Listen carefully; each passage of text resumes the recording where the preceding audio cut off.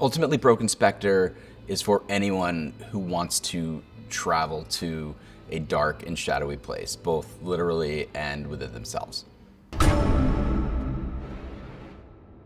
There shouldn't be anyone up here.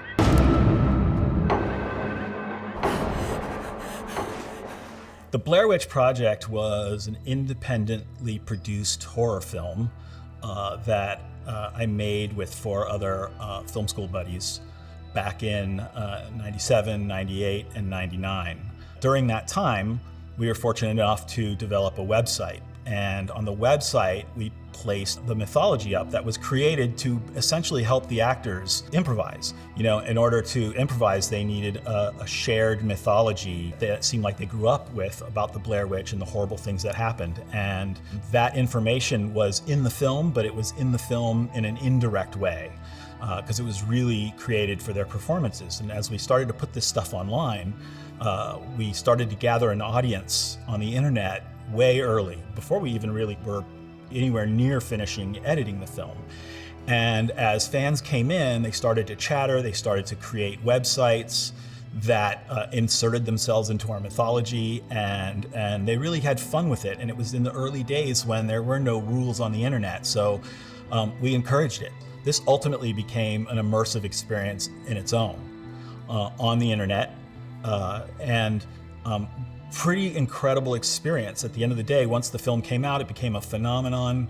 And for me, it was the first time I realized how effective horror storytelling can be when you break out of the screen and actually kind of surround people with the story. And that really changed my focus. It made me less interested in making just regular films and more interested in exploring storytelling online that was participatory. So as you can imagine, the opportunity to create something in VR where the player, the user, is the first person experience was extremely appealing, because basically since Blair Witch, I've been experimenting with applying the lessons that I've learned on the Blair Witch Project to just about everything I've done. Let's see what you did, Dad. So Evan reached out to me very early in the process and said he was interested in doing a cosmic horror game.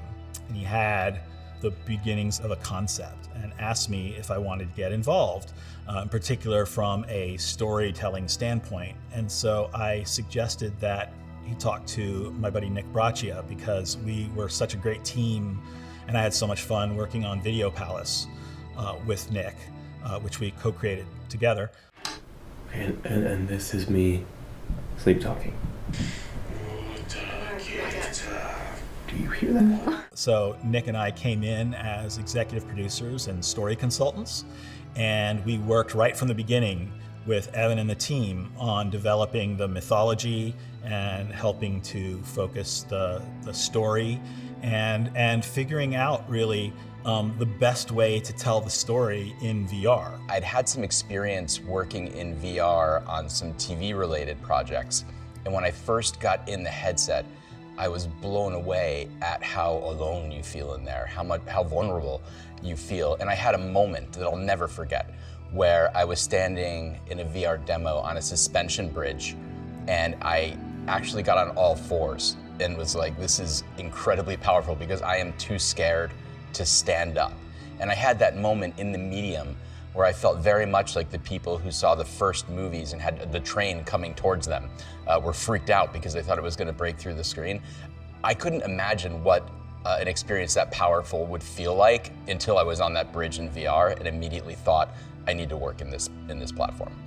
You know, when you put that headset on in a room with people, you don't know who's there, you don't know who's around you, you don't know what they're looking at, what they're saying, or even what they're doing.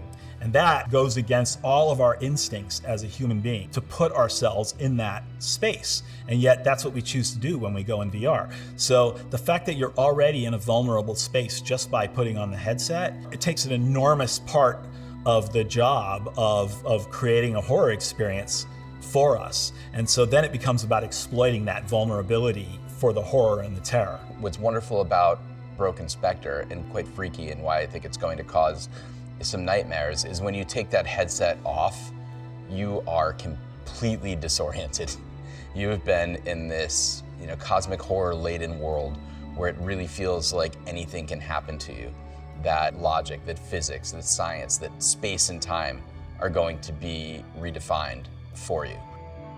It's a completely transportive, immersive, and deeply creepy experience.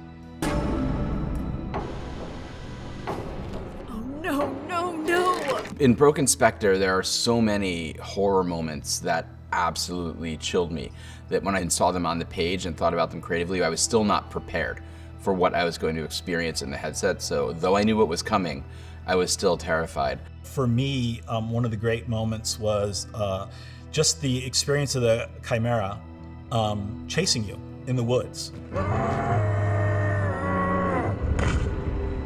When you know it's behind you and gaining on you, it really makes your heart pump and your heart race in that way that I love. I need a place to hide. Those are the moments that I live for. And so, I think the chimera chase does that. I think there's some sequences at the end, and then putting the user in situations where they've got to make a decision, and there's no good decision. They're both bad decisions, but you have to make one.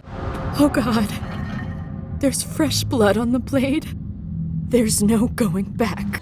I think when horror's working at its best, it awakens something in the viewer, in the player, that they've suppressed, that maybe they don't want to entirely deal with, something that they've tucked away and hidden from their psyche.